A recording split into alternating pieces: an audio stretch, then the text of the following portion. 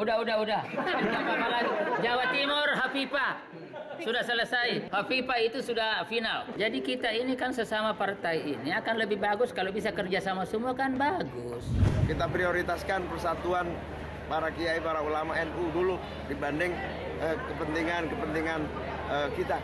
Dipastikan tanpa perpecahan ya? Insya Allah tidak akan ada perpecahan.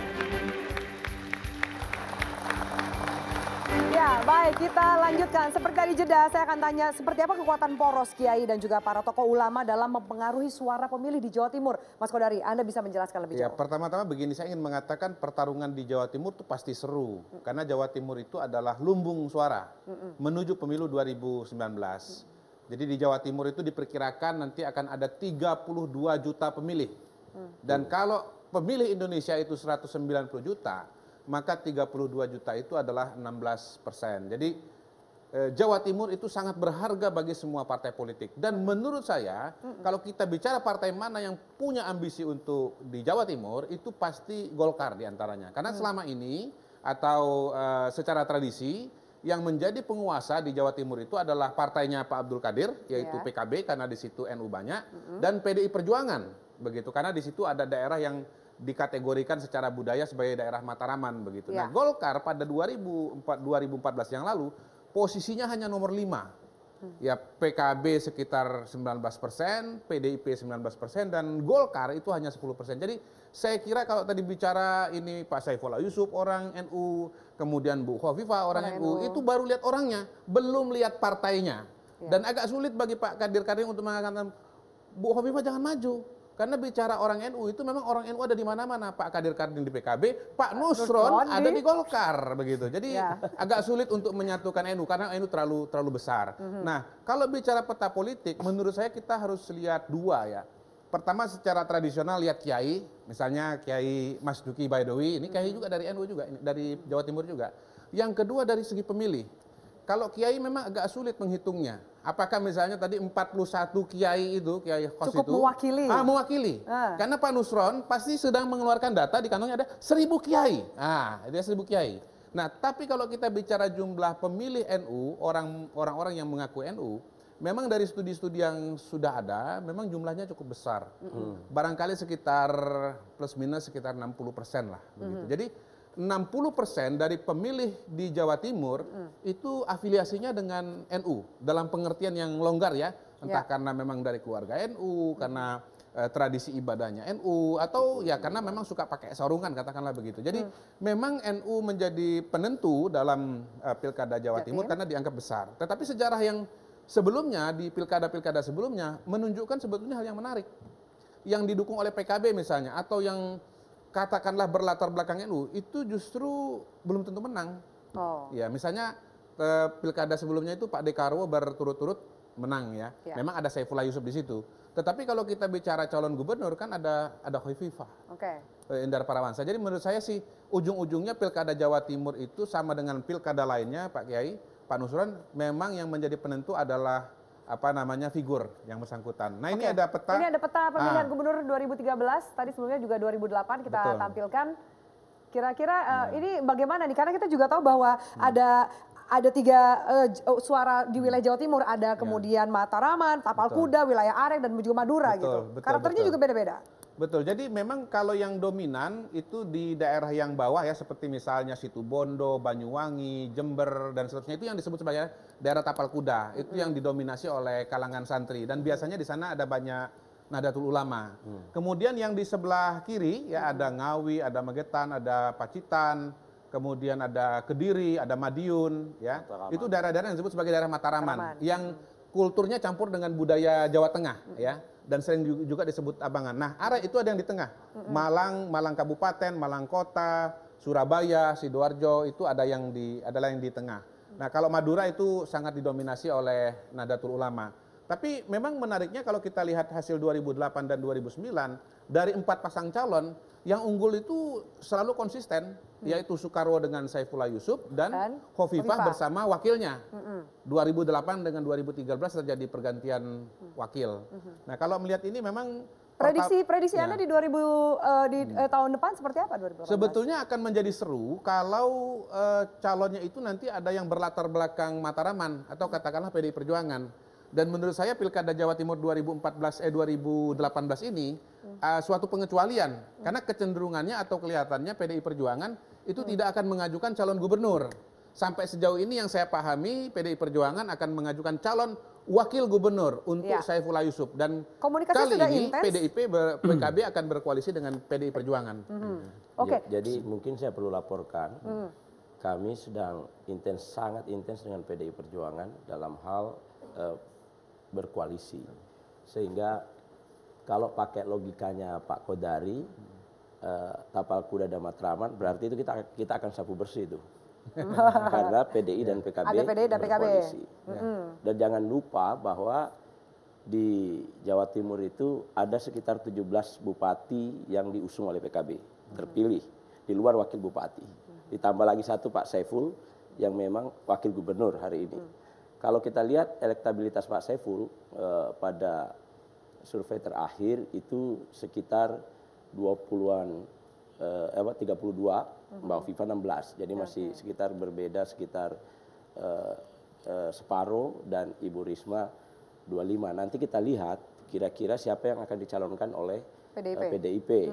Tetapi biasanya PDIP itu siapapun yang dicalonkan itu solid atas perintah DPP dan Ibu Mega. Oke, baik. Saya minta tanggapan Pak Nusron. Katanya mungkin di zona Mataraman itu akan sapu bersih jika ternyata ini PDIP dan PKB solid bergabung ke depan. Secara partai politik mungkin ya. Tetapi ingat ya, pilkada itu tidak memilih partai politik. Pilkada itu memilih orang dan memilih figur.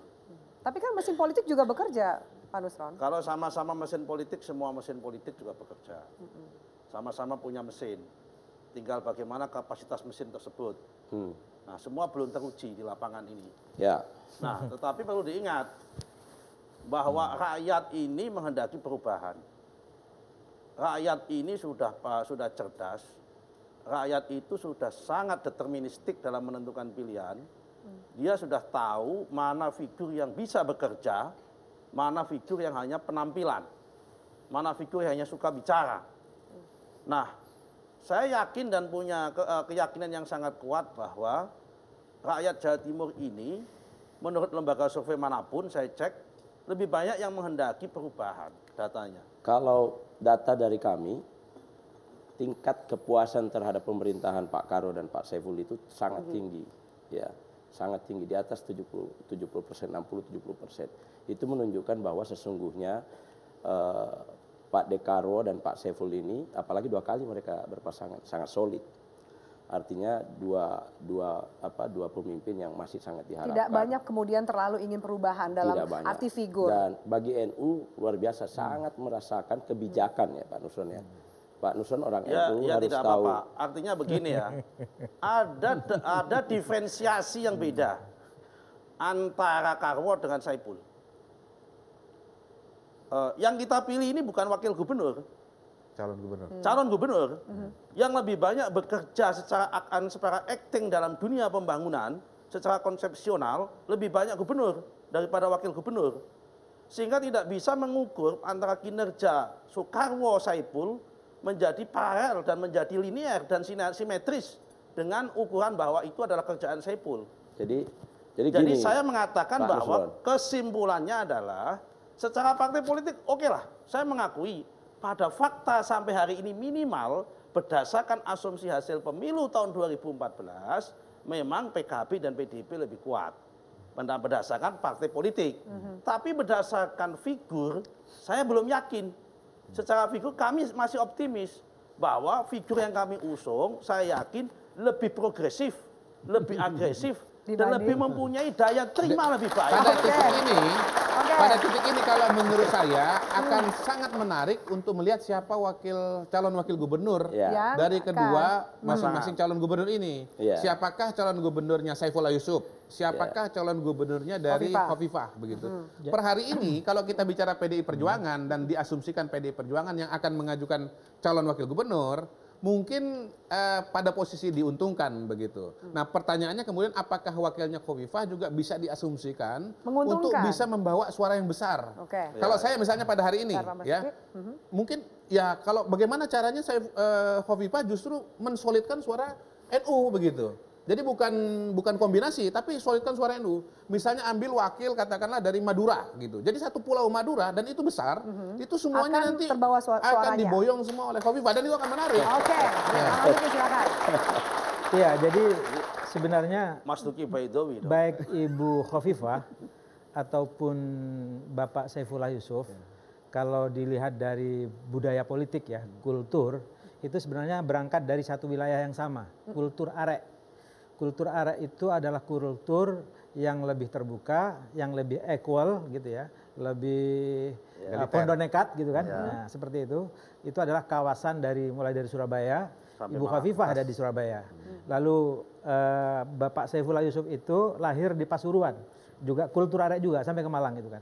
Sehingga tadi benar, Jombang juga. Ada Jombang juga. Lah Jombang ini termasuk bias ada kultur arek dan kultur Mataraman.